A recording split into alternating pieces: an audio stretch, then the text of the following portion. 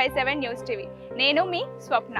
ఈరోజు మనం జగిత్యాలలోని కొండగట్టు ఆలయాన్ని దర్శించుకోబోతున్నాం. ఇక్కడ విశేషాలేంటి, ఎలా ఉండబోతుంది, పవన్ కళ్యాణ్ కూడా ఇక్కడ ఎందుకు మొక్కుకున్నారు అనేది ఈ వీడియోలో మీకు చెప్పబోతున్నాం. కాబట్టి ఈ వీడియోను స్కిప్ చేయకుండా పూర్తిగా చూడండి.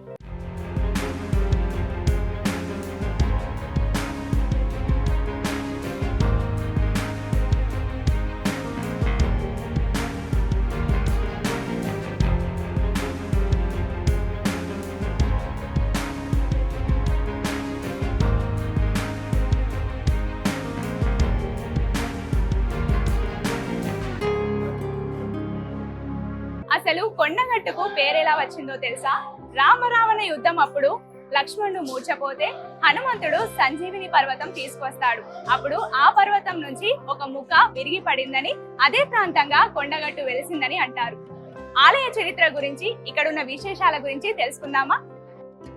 రామబంటు వాయునందనుడు, అంజనీపుత్రుడు, పరాక్రమానికి విశ్వాసానికి ప్రతీక.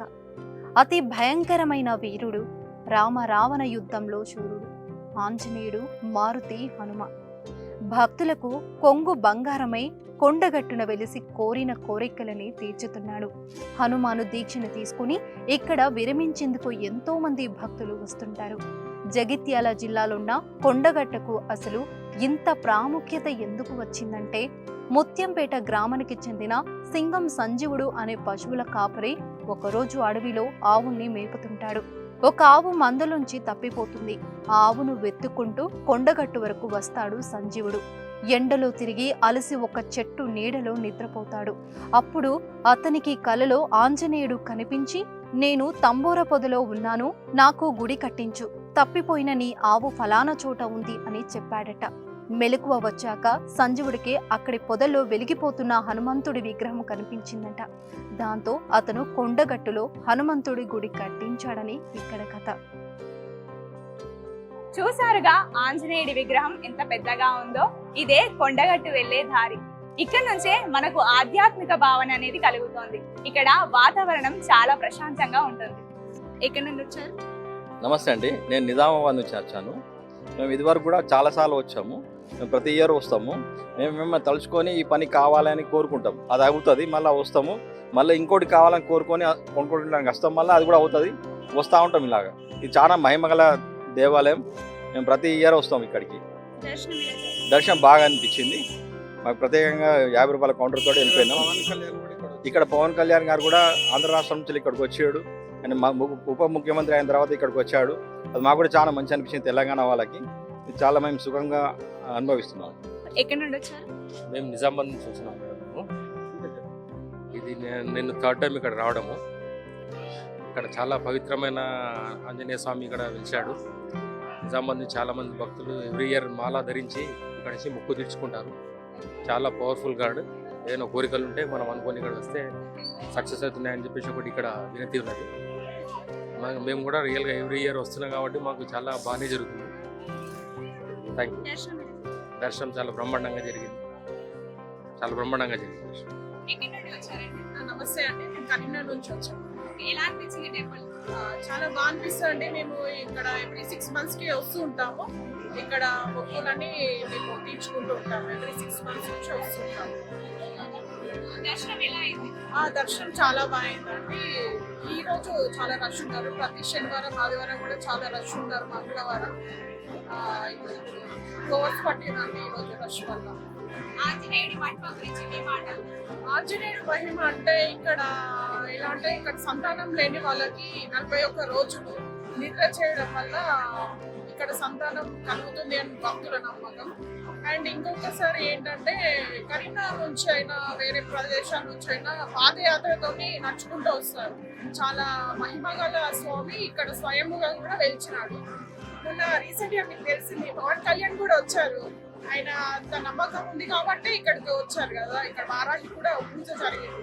చాలా స్వయం అంటే చాలా నమ్మకం. నాకు కూడా చాలా బాగా అనిపిస్తుంది. ఇక్కడ హనుమంతుడు ఎక్కడ లేని విధంగా 2 ముఖాలతో ఉంటాడు. నరసింహస్వామి ఆంజనేయుడితో కనిపిస్తాడు. అంతేకాదు ఛాతి మీద సీతారాముల విగ్రహాలు ఉంటాయి. దగ్గరలోని సీతమ్మ బావిలోని నీళ్లతో రోజు స్వామివారికి అభిషేకం చేయడం ఇక్కడ ఆనవాయితీ. గర్భాలయానికి కుడివైపు వెంకటేశ్వర స్వామి, అండాల్, ఎడమవైపు శివ పంచాయతన ఆలయం ఉంటాయి. ఈ ఆలయంలో హనుమాన్ జయంతి ఏడాదిలో 2 సార్లు జరగడం విశేషం. ఈ గుడి ప్రధాన గోపురానికి 2 వైపులా ఏనుగు బొమ్మలు, గోపురం మీద ఆంజనేయుడు విగ్రహాలు చెక్కి ఉంటాయి. ఆలయ ప్రాంగణంలోని ధర్మగుండంలో మునిగి తలనీనాలు సమర్పించాక స్వామివారిని దర్శించుకుంటారు. ఇక్కడికి దగ్గరలో ఉన్న బేతాల స్వామికి కోళ్లు, మేకలు కోసి కళ్ళు సాకపోసి మొక్కులు చెల్లిస్తారు భక్తులు. పక్కనే ఉన్న గృహలోని శివలింగాన్ని దర్శించుకుని వెళ్తారు. చూసారుగా ఆంజనేయుడి విగ్రహం. ఒకవైపు నరసింహస్వామి, మరోవైపు ఆంజనేయ స్వామి ముఖాలు కలిగిన ఈ విగ్రహాన్ని ఇక్కడి గ్రామస్తులంతా ప్రతిష్ఠించారు. ఇక్కడ ఆంజనేయ స్వామి 2 ముఖాలతో కనిపించడం, శంకు చక్రాల హృదయంలో సీతారాములను కలిగి ఉండడం ఇక్కడ విశేషంగా చెప్పుకుంటారు. దీన్ని ఎలా నిర్మించారనేది ఇప్పుడు చూద్దాం.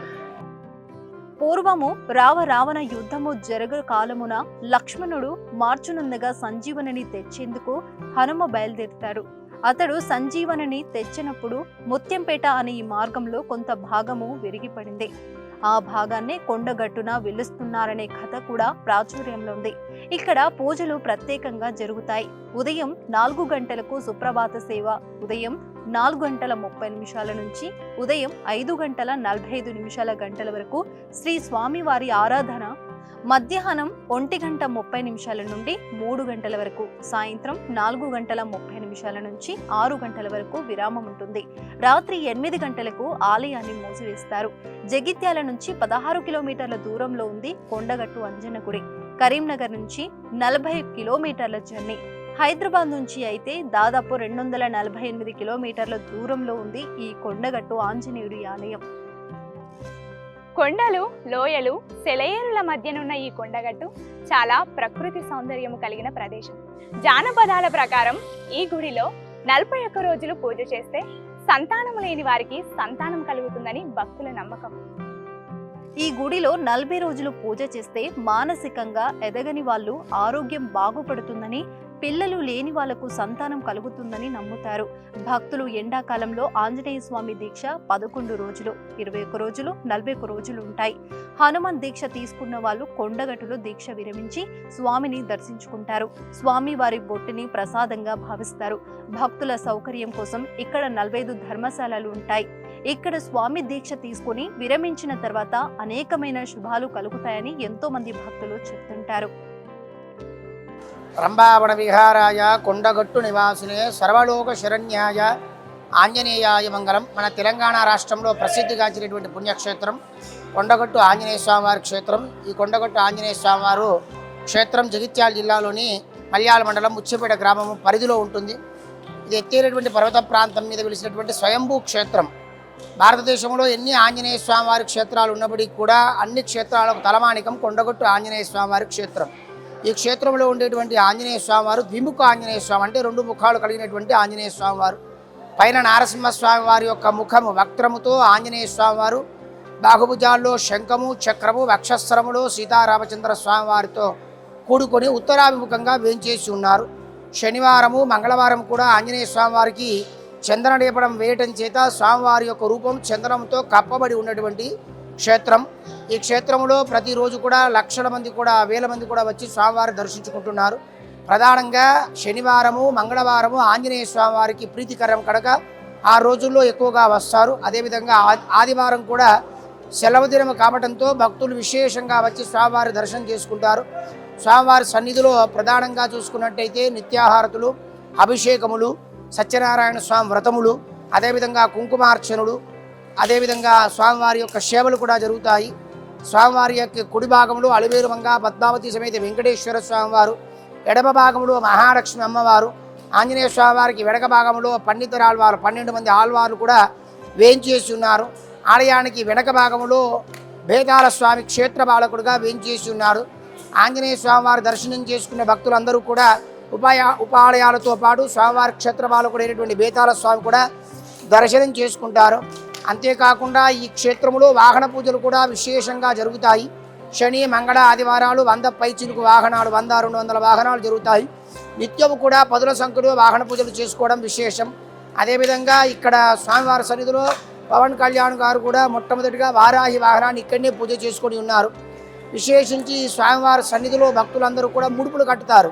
సంతానం కోసం కానివ్వండి, ఆరోగ్యం కోసం కానివ్వండి, సమస్యల నివారణ కొరకు, రాజకీయాల్లో ఉండేటువంటి వారు ఎదుగుదల కోసము, ఒక సర్పంచ్ కానీ, ఎంపీటీసీలు, జడ్పీటీసీలు, ఎమ్మెల్యేలు, ఎంపీలు అందరూ కూడా స్వామి సన్నిధికి వచ్చి స్వామివారి యొక్క సన్నిధిలో ప్రార్థన చేసి వారి యొక్క నామినేషన్ పత్రాలు కానివ్వండి, వారి యొక్క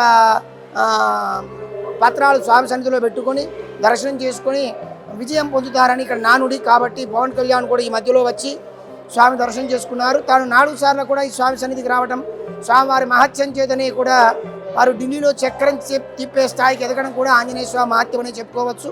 ఆ విధంగా ఇక్కడికి అందరూ కూడా వచ్చి స్వామివారి దర్శనం చేసుకుంటున్నారు. కాబట్టి భక్తులందరూ కూడా స్వామివారి సన్నిధికి వచ్చి స్వామివారి దర్శనం చేసుకొని స్వామివారి యొక్క అవ్యాజమైన కృపకు పాత్రలు కావాల్సిందిగా కోరుతున్నాం.